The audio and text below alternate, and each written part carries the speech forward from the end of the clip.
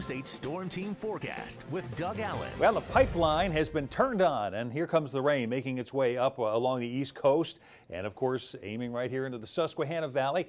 Interestingly enough, as we take a little closer look here, not a lot of rain east of the river. In fact, roads are dry in a good portion of Lancaster and Lebanon, Berks, and even Chester counties. The regional radars are picking up this moisture aloft, but a lot of it's not reaching the ground yet. On the other side of the coin and on the other side of the river, it's been raining for much of the afternoon and continues to do so and will continue to do so. Here are the numbers that we have to concern ourselves with as we go through tonight, Friday, and really the weekend. The current river stages are manageable. Everything here is below flood stage. However, check out the orange column there. That's the forecast number, the forecast crest from the River Forecast Center, which is located in State College. And then compare that to the flood stage just to the right of that.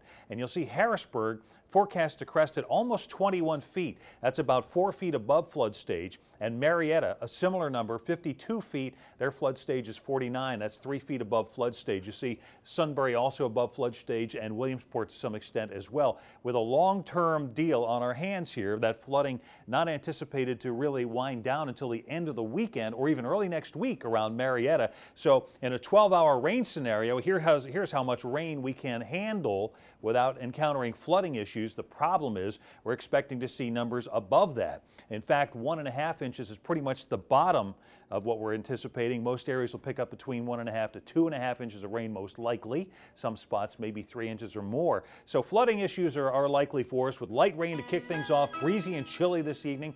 Overnight tonight, more rain, still breezy out. Temperatures slowly climbing through the 40s. So at this juncture, we're not worried about wintry precipitation. They're getting that to the west of us. Somerset County this afternoon's picked up between about 3 and 5 inches of snow. But for us, it's going to be liquid. Rainy and windy tomorrow.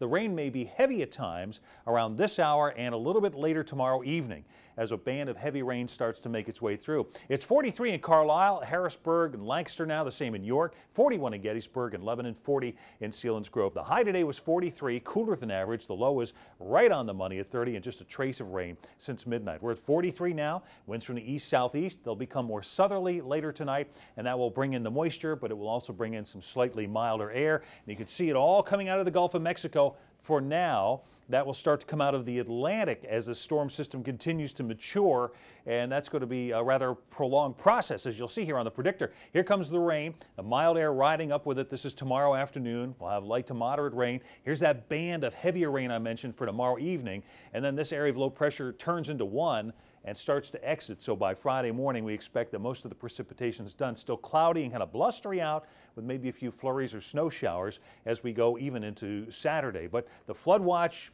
Thursday morning to Friday morning, and again, likely upgrading to flood warnings if all of this bears fruit, and we think that it will. And that will likely present some problems along the Susquehanna River from north to south beginning Friday and lasting through the weekend. Marietta may not crest until probably Sunday at some point, given the current forecast. And we do spring forward this weekend, not to change topics, but to change topics. And then another little clipper system with some flurries maybe for Saturday night, Sunday. We'll keep an eye on this flooding tomorrow and the next day, certainly. You bet. All right, thank you, Doug. Well, once again, WGAL teamed up with the Pennsylvania Medical Society for Doctors on Call, and the response is overwhelming. 8 on Your Side medical reporter Susan Shapiro joins us now from Studio A with more. Hi, Susan. Hi again, Kim. Yes, we have a host of doctors, a dozen doctors with the Pennsylvania Medical Society who've been answering questions, all kinds of questions about skin, about tinnitus, ringing in the ears, heart problems. And we're going to talk now about another important subject, colonoscopies and colon cancer screening with Dr. Paul Allegretti, who's a gastroenterologist. Thanks for joining us tonight. Why is it so important to have that all-important colonoscopy? Well, the issue with colon cancer is a lot of times if you wait till symptoms occur, a lot of times it's too late and you catch it at a later stage. So the nice thing about colonoscopy is it's a preventive test and a screening test. And we are watching one. I did a story some time ago about a group of women that decided on their 50th birthday to have the colonoscopy, and it really, it's not that bad, is it? No, I mean, these days it's a lot more painless than some of the horror stories of the past. A lot of times the anesthesia makes it more comfortable. The laxative preparation has really been tweaked to a point where it's a little bit better than it used to be, and the procedure really is a short procedure and doesn't really put you at a lot of risk medically. And who should have a colonoscopy and when? Generally, if you don't have a family history, it's age 50 and older. If you have a family history, it can be as soon as 10 years prior to your first-degree relative having colon cancer or polyps. If you have inflammatory bowel disease, you may also need a colonoscopy sooner as well. Puts you at risk for colon cancer. Are there any other things that put you at higher risk? We found that people who are obese, cigarette smoking, puts you at risk for increased risk of polyps, which are precursor lesions to cancer.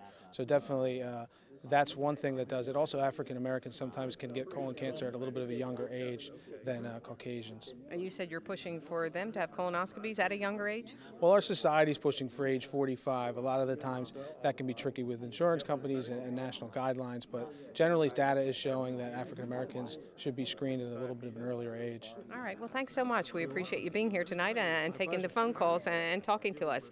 So you heard it here, lots of questions, medical conditions, and if you don't have your phone call answered, you can still get help through the Pennsylvania Medical Society, and on our website we'll show you how to do that. Back to you. Everyone seems to be on the phone. All right, thank you, Susan. We will be right back.